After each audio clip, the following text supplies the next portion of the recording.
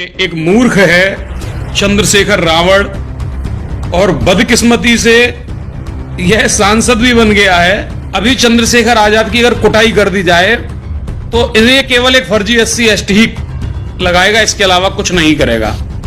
ये पहले भी हम पर मुकदमे लगा चुका है। तो मैं चंद्रशेखर से बोलना चाहता हूं, अपनी बुद्धि को ठीक करो। चंद्रशेखर, अभी इस समय तुम सांसद हो, अगर तुम्हारे अकल ठिकाने नहीं आई तो हम अकल ठिकाने करना जानते हैं। तुमने पहले भी पूर्व में हमारे ऊपर फर्जी मुकदमे लिखवाए हैं। यार इतना तुम्हें समय नहीं देंगे कि तुम कुछ भी बोलोगे और हम तुम्हें छोड़ते रहेंगे। संसद भवन में भी तुम पिट सकते हो, ध्यान रखो। हमने बहुत सांसद पिटते देखे हैं। भाई कृपया करके, हम तुम्हारे किसी भी आस्था को ठेस नहीं पहुंचाना चाहते। हमारे धर्म से, हमारी आस्था से तुम्हें कोई लेना देना नहीं है। तो कृपया करके चंदू टिप्पणी मत करो, वरना तुम जहां जाओगे वहीं पिटोगे, ध्यान रखना। धर्म शास्त्रों में लिखा हुआ है कि पाप करो और गंगा में डुबकी लगाकर पापों को धो लो। तो यदि ऐसा है तो उनको गंगा के नाम पर पाप करने का लाइसेंस मिल जाता है, और कुछ नहीं। क्योंकि पाप तुम करो और धोए गंगा। किसको बेवकूफ बना रहे हो, खुद को, गंगा को या दुनिया को? इसलिए यहाँ कर्मों का फल होता है, और कर्मों का फल बड़ा ही सीधा है। छल का बदला छल, आज नहीं तो कल। नमो बुद्धाय, जय भीम। पाप धोने हैं, किसने पाप किया वो चला जाए। कोई बताता जो पाप करता है? आपने कोई पाप किया तो आप बता दो किसी को कि आपने पाप किए। नया नया घोड़ी, नया नया लगाम, कुछ दिन में समझ में आ जाएगा। उत्तर प्रदेश के प्रयागराज में महाकुंभ का शुभारंभ हो गया। हिंदू पंचांग के हिसाब से पौष पूर्णिमा के दिन स्नान के साथ एक ओर लोग आस्था में डुबकी लगा रहे हैं, तो दूसरी ओर राजनीति की गंगा में भी लोग उतरने लगे हैं। इनमें से एक नाम है आजाद समाज पार्टी के अध्यक्ष चंद्रशेखर आजाद का। चंद्रशेखर आजाद ने कहा कि लोग पाप करते हैं, वो कुंभ जाते हैं। चंद्रशेखर के इस बयान को लेकर बीजेपी नेता और बाहुबली ब्रिजभूषण शरण सिंह ने अपने तेवर में पलटवार किया है। जो दूसरों के अंदर पाप देखने की कोशिश करता है वो स्वयं पापी होता है।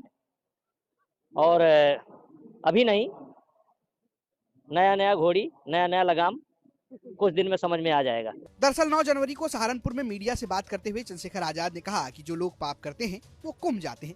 वैसे चंद्रशेखर तो सरकार को घेर रहे थे, लेकिन बोलते बोलते वो कुंभ पर बोल गए। जिस काम को सरकार से कोई और सवाल आप पूछोगे, रोजगार को लेके, बुनियादी सुविधाओं को लेके, लोगों के मकान के लेके, रोटी कपड़ा के लेके, सरकार पर जवाब नहीं। सरकार कहती है एक दिन में कुछ नहीं होता।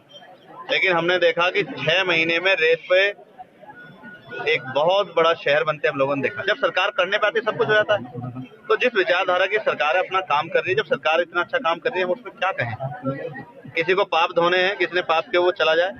कोई बताता जो पाप करता है? आपने कोई भी पाप किया तो आप बता दो किसी को कि आपने पाप किए। मेरा ये कहना है, हम इस देश में उन लोगों के लिए रोटी कपड़ा मकान बुनियादी सुविधा और सम्मान की लड़ाई लड़ रहे हैं जिनको हजारों साल तक जाति धर्म संप्रदाय के नाम पर अपमानित किया गया। और जहां एडमिनिस्ट्रेशन, कई बार मीडिया, पुलिस और जुडिशरी भी एक तरफा खड़ी दिखाई देती है, उन कमजोर वर्गों की लड़ाई हम लोग लड़ने का काम करें जिनको आजादी के इतने दिनों बाद भी इज्जत की जिंदगी नहीं मिली। जब चंद्रशेखर के इस बयान को लेकर बवाल मचा तो दोबारा सामने आए, लेकिन वो अपने इरादों से टस से मस नहीं। चंद्रशेखर ने कहा कि मैं पाप पुण्य में विश्वास नहीं करता हूँ, जिसको जो करना है वो कर ले। मैंने कहा कि जिन्होंने पाप किए, मैं यहाँ जहाँ रहता हूँ उससे 50-60 किलोमीटर पर हरिद्वार है, और हम बचपन से ये सुनते आए हिंदू धर्म के धार्मिक गुरुओं से कि गंगा जी में जाके अपने पाप धो और पापों से मुक्ति ले लो। ना मैंने पाप किए, मैं तो अपने हक वंचित समाज को उनके पैरों पर खड़ा करने के लिए, उनके साथ जो जुल्म हो रहा है उसको रोकने के लिए काम कर रहा हूँ। तो मुझे पाप धोने की जरूरत नहीं है। और रही बात, हमारी पार्टी का स्टैंड स्पष्ट है। जिन संतों गुरुओं महान पुरुषों के रास्ते पे विचारधारा पे हम लोग चलते हैं, हम पाप और पुण्य में बहुत भरोसा भी नहीं करते, हम तो कर्म में भरोसा करते हैं।